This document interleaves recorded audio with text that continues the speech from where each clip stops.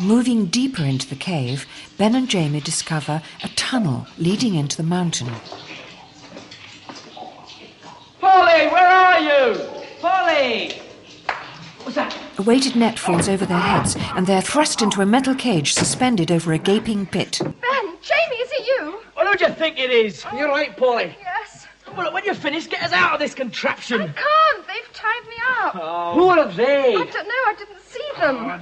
The door opens and another figure is bundled into the cage with them. That's all we needed. So they caught you too? With a sickening lurch, the cage begins to descend. Left awfully stuff behind. Aye, me too. Where are we going? That we shall find out very soon. Wherever it is, it's an awful long way down. Oh, Yes, we must be below sea level already. It's difficult to breathe. Yeah. What is it, Doctor? it's a funny taste. I don't feel very well. There we are. The doctor finally manages to untie Polly. Yes, well, don't be frightened, anybody. If they pass out, it's compressed nitrogen. It's called Cason's disease. Polly, try and get us out of here. Try. Polly struggles with the net, but slumps to the floor before she can free her friends. The cage reaches the bottom of the shaft. All 4 travellers are unconscious.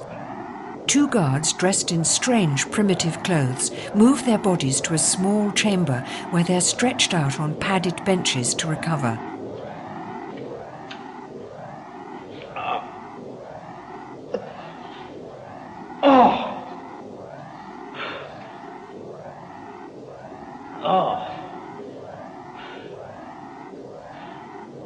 Where's this?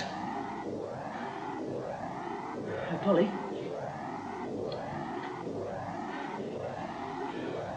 Jamie? Oh, Well, come on, man, rise and shine. will you disturb the dead? Oh, you're not dead. You just got a touch of the submariners, that's all. What are they? It'll take too long to explain now. This must be some sort of compression chamber. Troglodytes. What? Ancient tribes from North Africa who lived in caves. Possibly. Where's my diary? Cavemen? Hey, Jamie, you better watch it with that kilt. Someone might mistake you for a bird. What? Yes, it's difficult to put a precise date on these people. I don't think it is. All right, then. When? I'd say about 1970. Can you prove it? Yeah, go on, prove it. How do you know, Polly? She's been studying her crystal ball. Abracadabra. Polly produces the bracelet she discovered. How interesting, yes. It's Aztec, fake, of course. Mexico Olympiad. When we first left Earth, it hadn't happened yet. No, that's right. It wasn't due till 1968. Right, so now it's any time later than that. Later. Oh, I wish I understood. Before the doctor can explain, the door opens.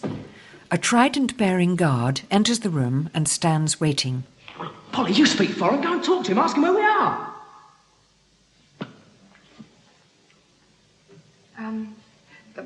Parlez-vous française?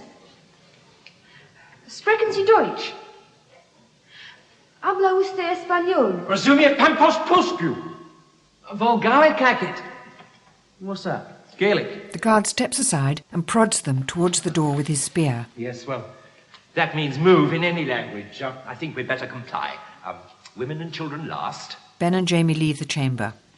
Polly. Further guards stand alertly in the corridor outside as the doctor and his companions are escorted to a small reception area. In the middle of the room is a table upon which a serving girl is setting dishes of food. Without waiting for an invitation, the doctor darts forward to sample the local cuisine. Oh, food. The guard indicates that the girl should leave, then swings his trident at her. The doctor reacts quickly. Oh, I'm so sorry. Thank you. He steps innocently out of the way as the girl bolts for the door with a grateful smile. Oh, but this is good. The guard, frustrated, leaves the chamber by another door. This is very good. It's delicious. This is excellent. Sit down, sit down. This is ambrosia. What's got into him? I don't know. I've never seen him go for food like this before. It's usually hats. Better hurry, I'll scoff the lot. They tuck in, though without the doctor's enthusiasm. What is it? Plankton. Plankton? What's that? Well, it's small plants and animals from the sea. Animals? Yeah, little spidery ones. Oh, I don't think I'm very hungry suddenly. You better get used to it. I don't expect there's much else to be had around here. Visitors. The doctor hurriedly swallows his food as a striking figure in splendid robes sweeps into the room. Good day, Joe. This is Ramo, a priest. He is accompanied by 4 armed guards. We've been expecting you. He speaks English. What's he mean he's been expecting us? We didn't know we were coming ourselves. The living goddess Ando sees and hears all. And she had a message about us? For you? Yes. She told us you would fall from the sky in time for our festival of the vernal equinox. And just what part are we to play in this festival of the vernal equinox? A very important part, I regret to say. Guards? No! Wait! I have something important to say. We can say it then. I won't speak under threats. You have 5 minutes in which to make your point. After that, you will join your companions. The ceremony will proceed. Doctor! Go, girl. What will happen to them? They will come to no harm. Yet. You'll have to go, Polly. The guards remove Ben, Polly and Jamie from the room. Ramo turns back to the doctor. Now, stranger, say what you have to, and do not waste time. There is very little of it left for any of you. What I have to say concerns a certain Professor Zaroff. What do you know, Sarah? A great deal. He's here, isn't he? How did you know? The food! It couldn't be anyone else but Zaroff. He led the field in producing food from the sea. His progress is astonishing. You are a friend of Zaroff's? Just send him this message, The doctor takes out a pencil and paper. and you'll see. I will take no message to Zaroff. You're making a big mistake. The serving girl returns. Yes, what is it, Ara? I was told to clear the table. Yes, we've wasted enough time. Ara, take this message to Professor Zaroff. The festival of the vernal equinox is to be held in a vast temple, a cavernous space hewn from the bedrock, its vaulted roof supported by ornately carved pillars. The scene is dominated by a gigantic stone idol, a likeness of the goddess Amdo, her face a hybrid of woman and fish. Before the idol stands an altar illuminated by flaming braziers and tended by robed priests. In the middle of the room is a raised platform with 4 broad beams radiating outwards from its centre.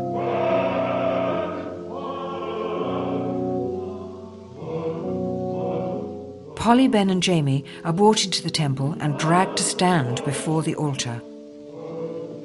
I'm scared. What are they going to do to us? I don't see the doctor here. He's escaped, maybe. Some chance of that. Oh, he's a canny one, yon doctor. Dinna fash yourself, Polly. Quiet! The high priest steps forward. Profane the sacred temple with your idle chatter. Attempting to deliver the doctor's message, Ara finds her route blocked by a guard. I must speak to Professor Zaroff. The guard shakes his head. Well, Damon, then.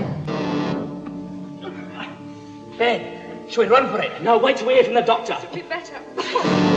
Acolytes close in, restraining the 3 travellers as they're bound hand and foot, then hoisted up and carried to the platform. A priest removes a cover from the centre of the dais, revealing a deep well and shark-infested waters below. The friends are each laid out on one of the beams, arranged so that their heads are together at the centre, pointing towards the well. Put me down. Ben, the doctor isn't coming. Don't worry, as long as he's not here, there's still some hope. At that moment, Ramo escorts the doctor into the temple. Oh, no. The doctor is led across to the dais.